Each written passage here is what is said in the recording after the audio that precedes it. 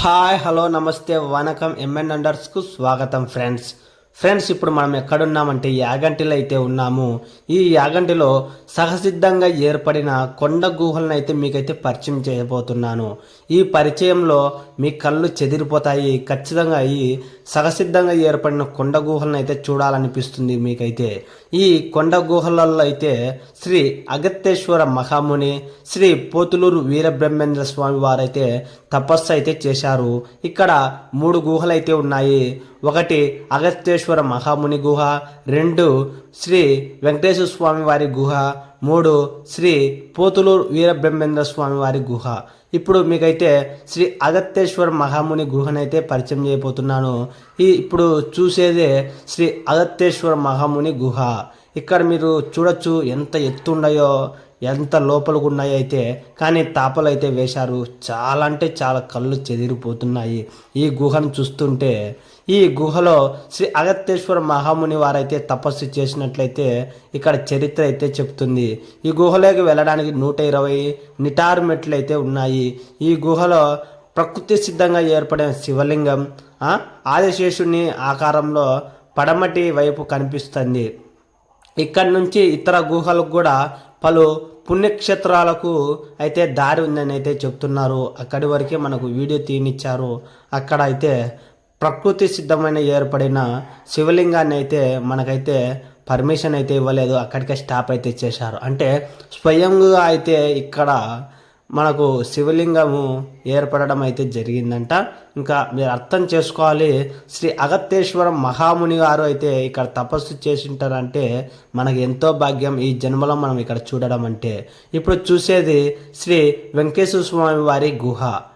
ఈ గుహలో శ్రీ అగత్తేశ్వర మహర్షి గారు అయితే శ్రీ వెంకటేశ్వర స్వామి వారి విగ్రహాన్ని మొలిచే సమయంలో వెంకటేశ్వర స్వామి వారికి కాలి బొట్కిన వేలు విరిగిపోతుంది.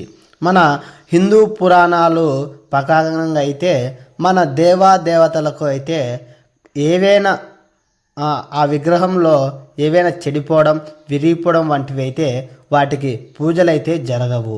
ఆ విధంగా శ్రీ అగత్తేశ్వర మహర్షి గారైతే ఈ గుహ లోపలనే అయితే స్వామివారికి అయితే ప్రతిష్ఠించడం జరిగింది. ఈ విగ్రహం శ్రీ తిరుమల వెంకటేశ్వర స్వామి వారి ఆలయానికి నిర్మించకన్నా ముందే ఇక్కడ వెంకటేశ్వర స్వామిని ప్రతిష్ఠించడం జరిగిందంట. శ్రీ పోతులూరు వీరబ్రహ్మేంద్ర స్వామి వారు తన కాలజ్ఞానంలో ఈ స్థలం తిరుపతికి ప్రత్యక్షంగా మారుతుందని రాశారని చెబుతారు. ఈ గుహలోకి వెళ్ళడానికి మెట్లు కొంత అటు ఇటు అయితే పర్వాలేదు, బాగున్నాయి, వెళ్ళొచ్చు. స్వామివారిని మీరు దర్శించుకోండి. చాలా అంటే చాలా సంతోషం. ఇప్పుడు ఇక్కడ చూశారు కదా, వెంకటేశ్వర స్వామి గుడి ఎదురుగా అయితే ఇక్కడే మనకు పుష్ప 2లో జాతరలో ఆమె తల మీద పెట్టుకొని వెళ్తుంది కదా, పూజ సామాగ్రి మొత్తం ఇక్కడే జరిగింది. మనం ఇంకా శ్రీ పోతులూరు వీరబ్రహ్మేంద్ర స్వామి వారి గుహనైతే మీకు చూపిస్తూ వివరిస్తాను.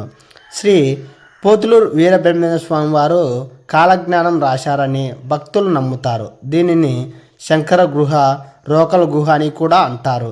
ఈ గుహలోకి వంగి వెళ్ళవలసి వస్తుంది.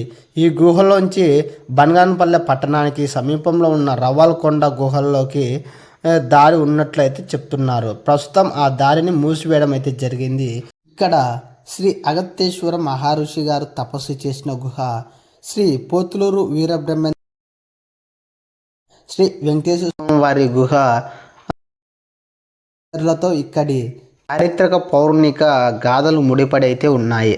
యాగంటి ఆలయంలోని నంది విగ్రహానికి యాగంటి బసవన్న అని పేరు అయితే వచ్చింది. కలియుగం అంతమయ్యే నాటికి యాగంటి బసవన్న లేచి రంక వేస్తాడని శ్రీ పోతులూరు వీరబ్రహ్మేంద్ర స్వామి వారు అయితే చెప్పారు. ఇక్కడ ఇలాంటి వీడియోస్ కోసం మన ఎంఎన్ వండర్ ఛానల్ని అయితే సబ్స్క్రైబ్ చేయండి. యాగంటి బసవన్న వీడియో కూడా మన ఛానల్లో ఉంది, వెళ్ళి అయితే చూడండి. మీ ఇంటి దగ్గర ఇలాంటి చారిత్రకమైన విషయాలుంటే మనకు ఎంఎన్ వండర్ ఛానల్లో కామెంట్ చేయండి. మన ఎంఎన్ వండర్ ఇన్స్టాగ్రామాన్ని కూడా ఫాలో అయితే కాండి. ఇంకా లేట్ ఎందుకు ఫ్రెండ్స్, నెక్స్ట్ వీడియోలో కలుసుకుందాం. Tata, see you, good night, ఒక నైస్ డే.